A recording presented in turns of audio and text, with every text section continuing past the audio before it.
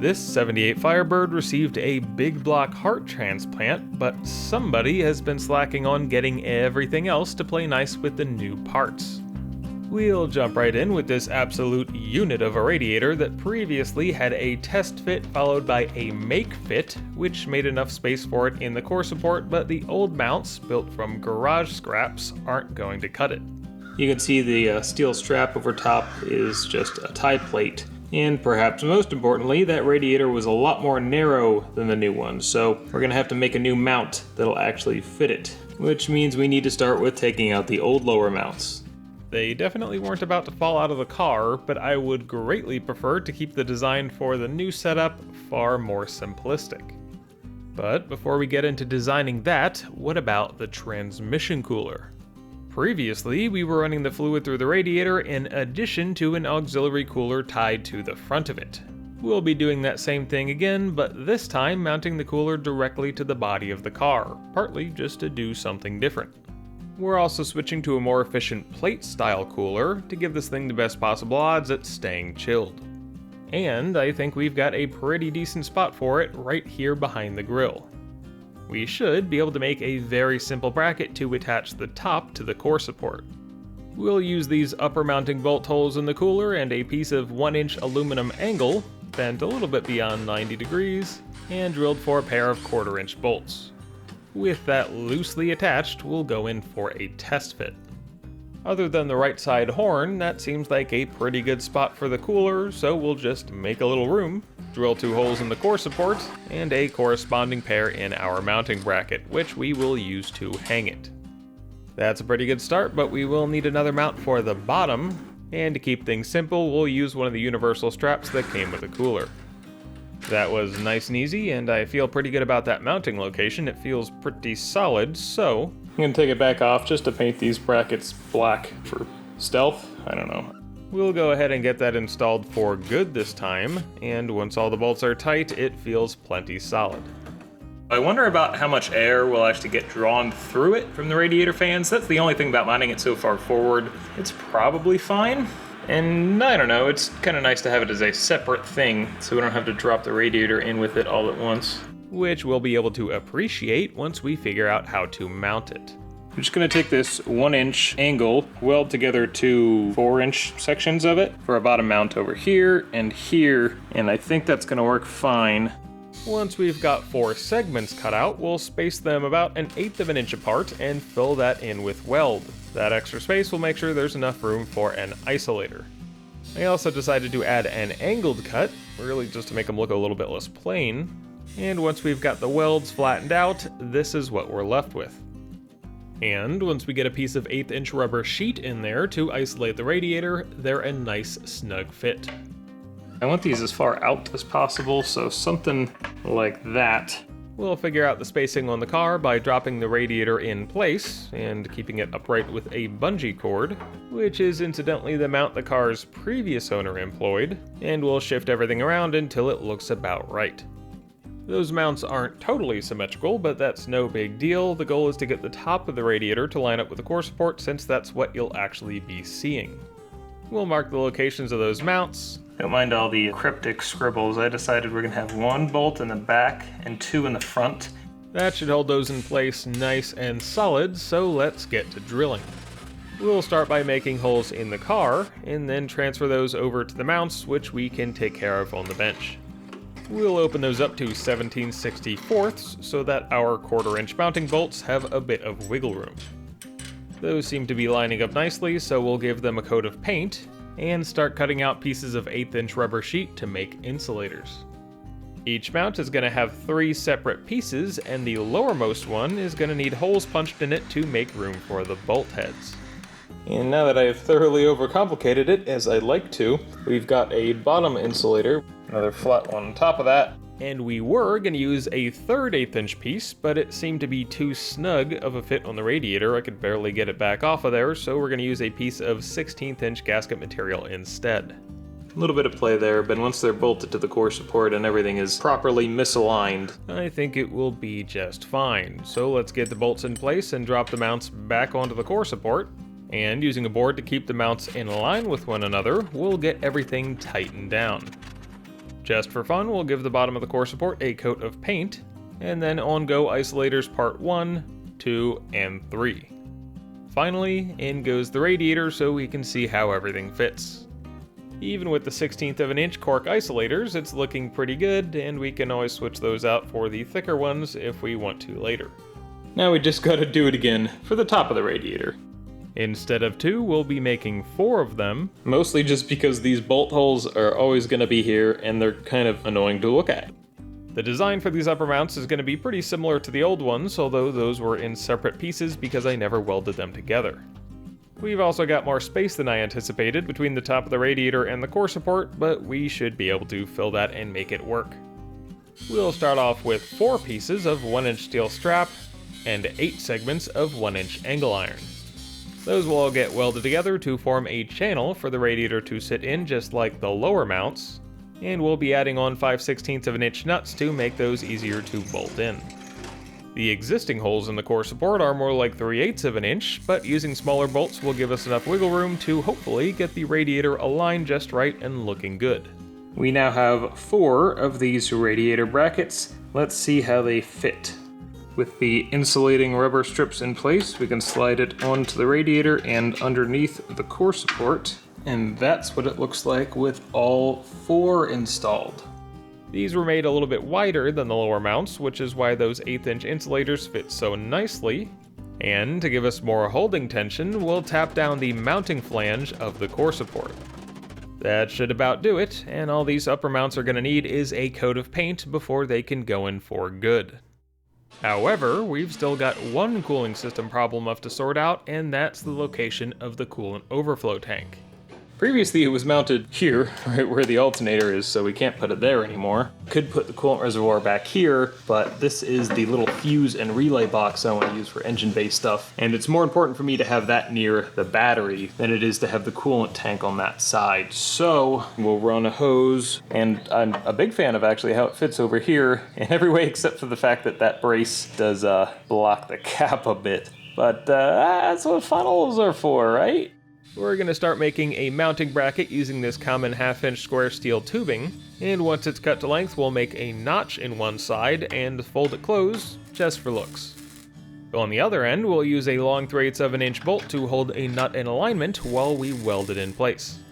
Then that bolt can be removed and we'll drill the other end for a perpendicular 3/8 of an inch bolt, which will be getting its very own weld nut. With that made, here's the general idea. It's going to connect between the core support and the inner fender liner and give us a nice, sturdy, convenient place to mount the coolant reservoir. We'll get the fender brace out of the way so that we have access to drill a pair of mounting holes, which we can use to bolt our bracket in place. We'll hold the reservoir where we want it and mark for the 2 upper mounting bolt locations, so that we can give it the drill press treatment to fit a pair of 1/4-inch bolts. It doesn't actually touch anything, which is good, but we do need a bottom mounting point. I thought about just running it straight down. Anything else is just going to take me too much time. Triangle would look pretty neat though, right? I shouldn't do it. I really shouldn't. We'll start off our triangular mount with 1 piece for the base and 1 for each side. We'll get everything tack welded in place using the old reservoir as a template, fully weld all the joints, and the bolt heads just for the heck of it. You may have noticed there that this tank was a bit of a sacrificial part, and it held everything in alignment really great, right up until it completely melted. 2 of the 3 mounting tabs were cracked. I already had this sitting around. I had to buy a whole new one of these because I couldn't find a place to buy just the cap, and they're only a couple dollars anyway, but this is a brand new reservoir of the same style. And with that attached to the bracket, we'll do one final test fit. It's pretty solid. Okay, cool. We'll paint this, paint the holes that we drilled, set it aside, and, well, there's still another bracket to make. I almost forgot. Yep, the bracketry never ends. The throttle cable bracket, the one we previously set up, should work, but I don't like how tall it is, which means it'll be entirely sitting through the hood. I don't want to completely redesign everything, but I do have an idea that should make it fit better. The problem is there's no way we'll get away with it using the cast aluminum bracket on the car, but I bet this billet one will work. we're going to bend where the throttle cable and the TV cable mount to it. That should give us a fair amount more clearance and hopefully let us leave more of the hood intact. We'll space out the bracket and the vise so that it can hang over the edge of the workbench and start heating things up. We need the adjustment slot to stay relatively flat, so we'll try to bend at the base of it, which was more difficult than I anticipated even with a fair amount of torching. But it did work, and after removing the old setup so that we could test fit the new one, it seemed like we could get away with even more angle. So we'll throw it back in the vise and beat it up a bit more. It might actually be a little bit too far. The angle on this isn't amazing anymore. It still seems okay. I think you can see it kind of bends the end a little bit there. But it's looking way better as far as hood clearance goes, and if we have to cut anything at all, it'll probably just be a little notch. The slot in the kickdown cable bracket is no longer long enough because of where that bend is and just the angle change here. So I'm going to take out that front bolt hole and just extend the slot all the way along it. That worked perfectly, and despite my concerns with the throttle cable angle, we are able to hit wide open throttle without changing anything at all. But I couldn't leave well enough alone and decided to mess with the cable shroud. I tried to heat it up and kind of re-angle it, but that didn't exactly work, and instead... yeah, don't look over here for a minute. I decided to kind of just trim it down. I feel like that's stressing things a little bit less, and it's less wiggle when you actually pull the throttle. It is still kind of just funneling crap down into the sheath, but I don't think it's necessarily worse than it was. The cable bracket itself is the one piece we will keep from the other set, and that's because the black anodized one is a little bit taller. Yeah, I just broke it. I tightened the mounting bolt and then started to loosen it. I didn't feel like it was unreasonably tight, but it disagreed. So I guess we're gonna deal with a little bit of extra height there. Somewhere down the line I might try to re-angle this cable adapter or even change the setup completely, but I do think this will work for now. Since we won't be using the throttle spring portion of the bracket, we'll go ahead and cut that off, trying to make that change as invisibly as possible. And after some rough sanding, we'll give these parts a coat of paint and get them mounted for good. Once everything is in place, adjusted just right and tightened down, we'll do a few final function and clearance checks, and everything seems to be in order. I'm not really sure what that angle of pull is going to do to the function of the kickdown cable, but I may not even end up wanting the kickdown functionality, so I don't think it's going to be a big deal either way. I stuck a zip tie underneath the locking tabs, that way not only can the throttle cable basically never come out of its bracket, but it holds it still a little bit better. It makes a noticeable difference. We're calling this done. I'm really hoping that it works so that I don't have to mess with it again because I'm real tired of redoing stuff, and on that topic, can you guess what's next? Yep, time for more accessory belt changes. It's been so long since putting all this together, I honestly don't remember what I was thinking, but I guess I forgot about the radiator hose. And I don't know how, because I created this same problem with the other engine that was on here. Radiator belt was too close, I made a little guard, and the belt would sometimes hit the guard, make a lot of annoying noise, and drive me crazy. The way I have this right now, I think was just a routing of convenience really, with the power steering pump in the front. But typically the alternator is in the front, and that's what we're going to do. We should be able to accomplish this for the alternator just by shimming it forward and getting slightly longer bolts. It shouldn't change things all that much over here. The power steering pump is going to be a bit more annoying because it has to move back. And we can't do that on the bracket side. It's already almost all the way up against the block, but we do still have this double groove pulley. It looks to me like this will fit. So we'll go ahead and get the accessory belts out of the way and remove the power steering pulley. The difference in depth between the two pulleys is very visible with them side by side. The double is about 2.22 inches, while the single is about 1.68. The dual groove is thick enough that it won't fit on the pump as it's currently mounted. We've got to take out the washers that are between the front of the bracket and the front of the pump. Except the pump doesn't fit on the bracket without them. Oh boy, more things to modify. Let's get that taken off of the engine, mark out the area that needs to go, and flatten things out using a flap disc on the angle grinder. That seems to do the trick, but to make extra sure we've got enough room there, we'll also chamfer the inner edge of the mounting bracket. And while we're at it, we'll also make some extra room at the rear where it was getting very close to the header flange. Okay, I think we've got all this sorted out. It should go back together now, probably. And I'm so confident that I just went and resprayed the power steering pump. And fortunately, when we go to reassemble it, everything fits just as it should. We'll get that put together in its new configuration, bolt it back to the engine, and press on the double groove pulley. With that all the way on, the pump is still a little bit far forward, so we'll pull out the 1/16 of an inch washers between it and the engine, which unfortunately still doesn't get it all the way there. And we can already barely get a wrench on the bottom bolt, so we can't reposition the pulley. The general rule for V-belts is to keep the alignment within half a degree, and we're currently looking at something like 0.3 degrees, so technically we're okay, and since the pulleys are at least parallel, I don't think it's worth messing with it any farther. But we do still have to space out the alternator. The whole point of repositioning the power steering pump was so that we could move that. Once we've got the assembly fully removed from the engine, we can switch out the 4 1/4 inch hardware for 5 inch bolts.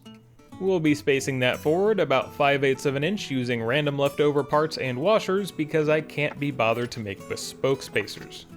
With the alternator mounted back up, we'll double check the pulley alignment, and it was very close, just needing a tiny bit of shimming to get it spot on.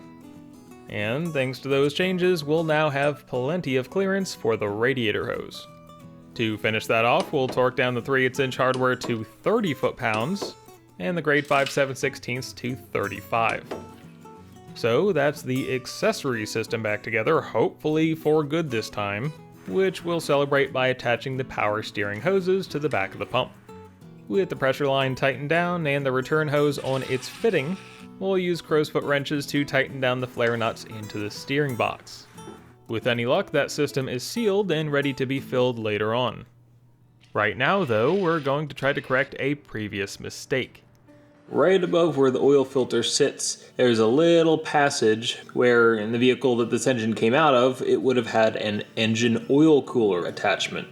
There are 2 relief valves in the block, one in case the oil filter gets clogged, and one in case the oil cooler gets clogged.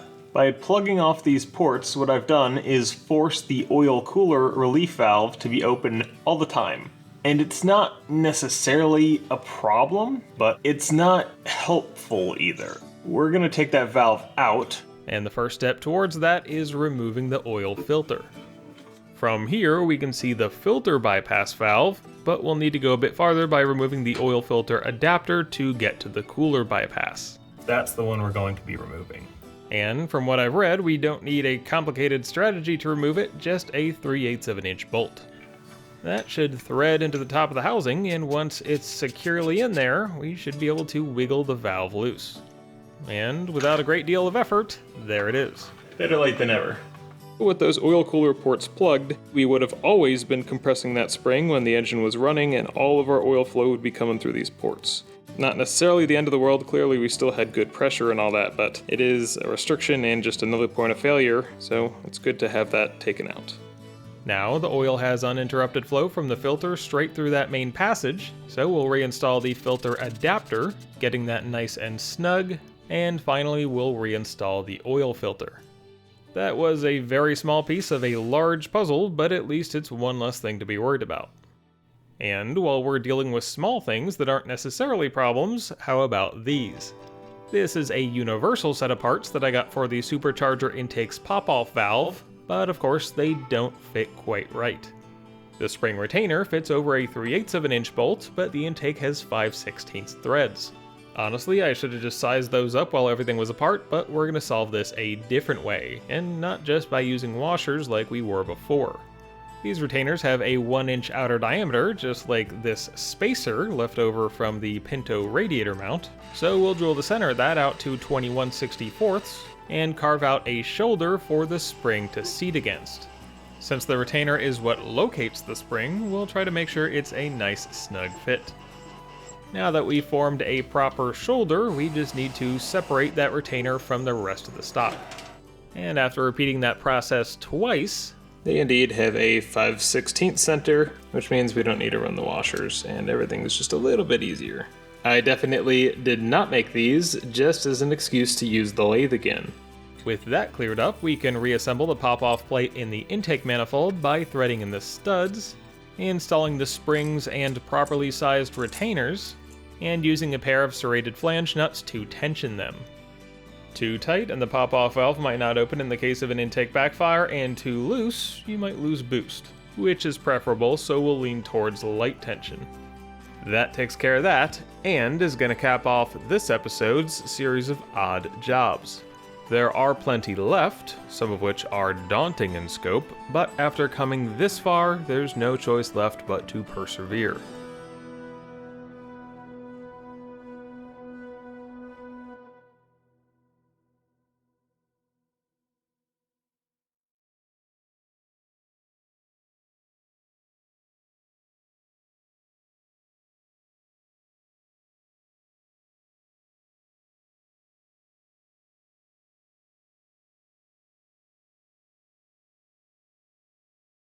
As for the radiator, it came from the cooling and radiator specialist who's passionate with performance tuning parts. Not for performance tuning parts. Oh shit, it's still at 30. Crap, that stuff's all gonna look like shit. Looks pretty fancy though, right? Also maybe like a uterus. I kinda just destroyed this thing. We all know how much I love messing with accessory drives and belt alignment. It's just my favorite thing.